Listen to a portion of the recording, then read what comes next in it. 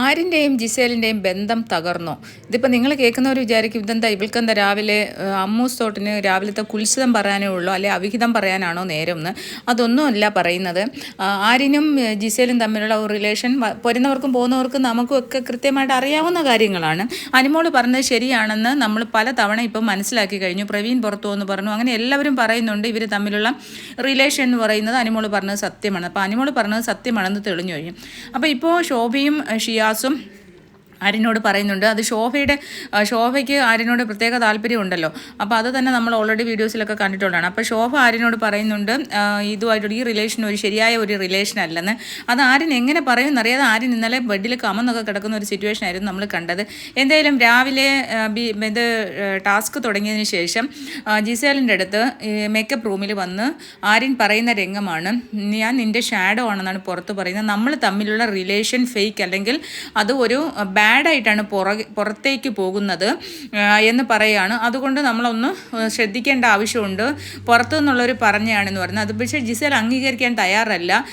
Gizele അവനെ വിടാൻ തയ്യാറല്ല എന്നുള്ളതാണ് നമുക്ക് അതിൽ നിന്ന് ഫീൽ ചെയ്യുന്നത്. പക്ഷേ ആരും മാക്സിമം പറയുന്നുണ്ട് നമ്മൾ പിന്നെ അവർ ചിലപ്പോൾ അവർ ഗെയിം കളിക്കുമായിരിക്കും, പക്ഷെ പുറത്തേക്ക് പോകുന്ന വ്യൂവേഴ്സ് മൂന്നാമത്തെ ഒപ്പീനിയൻ എന്ന് പറയുന്നത് അത് ശരിയായ ഒരു അഭിപ്രായമല്ല. നമ്മളെക്കുറിച്ച് പറയുന്ന അഭിപ്രായം ഒരിക്കലും ശരിയായ കാര്യമില്ല. ഞാൻ നിൻ്റെ നിഴലായിട്ട് നിൻ്റെ പുറകിലാണെന്നാണ് പുറത്തേക്ക് പോകുന്നത്. അത് മോശമായിട്ടുള്ള കാര്യമാണ്. അതിൻ്റെ നമ്മൾ ശ്രദ്ധിച്ചേ പറ്റൂ എന്നുള്ള കാര്യം പറയുകയാണ്. അപ്പോൾ ജിസേൽ തല കുനിച്ച് നിൽക്കുന്നുണ്ട്. ജിസേലിനെ സമാധാനിപ്പിക്കാനായിട്ട് ആര്യൻ ശ്രമിക്കുന്നുണ്ട്. ആര്യൻ മാക്സിമം പറഞ്ഞു നോക്കുന്നുണ്ട്. പിന്നീട് ആര്യൻ പോയിട്ട് ഒരു ബ്രെഡ് ആര്യനും ആദിലേക്കും കിട്ടിയ, കാരണം ഹോട്ടൽ മുതലാളിയുടെ മകളും കൂട്ടുകാരനല്ലേ, ബോയ് ഫ്രണ്ടും അല്ലേ. അപ്പോൾ ആ ഒരു ബ്രെഡിൻ്റെ കഷ്ണമൊക്കെ കൊണ്ട് കൊടുക്കുന്നുണ്ട്. പക്ഷേ ജിസേൽ അത് കഴിക്കുന്നില്ല. ജിസേൽ ആര്യനോട് പിണങ്ങുന്ന ഒരവസ്ഥയാണ് കാണുന്നത്. കാരണം ജിസേലിന് ആര്യൻ വിട്ടുപോകുന്നത് അംഗീകരിക്കാൻ കഴിയുന്ന കാര്യമല്ല. ഇനി അങ്ങനെ ഒരു ബെഡിൽ കിടക്കാതെ വേറെ വല്ല കുൽസിതങ്ങളൊക്കെ നടക്കാതിരിക്കുമോ എന്നുള്ളതൊക്കെ പേടിയാണോ ജിസേലിനെന്നറിയില്ല. അപ്പോൾ നിങ്ങൾ രാവിലെ എന്നെ തെറി വിളിക്കാൻ വരണ്ട. ഞാനിത് ലൈവിൽ കണ്ട കാര്യം നിങ്ങളോട് പറഞ്ഞേ ഉള്ളൂ. അപ്പം ജിസേലിൻ്റെ ആൾക്കാരും ആര്യൻ്റെ ആൾക്കാരും എന്നെ തെറി വിളിക്കാൻ വരേണ്ട ആവശ്യമില്ല.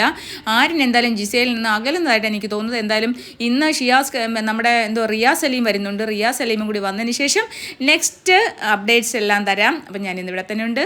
ഞാൻ ഡയറക്റ്റ് വരുന്നതായിരിക്കും വീഡിയോ ആയിട്ട്. അപ്പോൾ എന്തായാലും ജിസേൽ ആര്യൻ ബന്ധം തകർന്നു എന്നുള്ളത് തന്നെയാണ് എനിക്ക് ഫീൽ ചെയ്യുന്നത്. ബന്ധം തകർന്നു പറഞ്ഞാൽ ആര്യൻ കുറച്ചു ഇനി മാറാനുള്ള സാധ്യതയാണ്. കാരണം പുറത്തേക്ക് മോശമായിട്ട് പോകുന്നു എന്നും മനസ്സിലായ ആര്യൻ തീർച്ചയായും അതിൽ നിന്ന് മാറി ചിന്തിക്കും.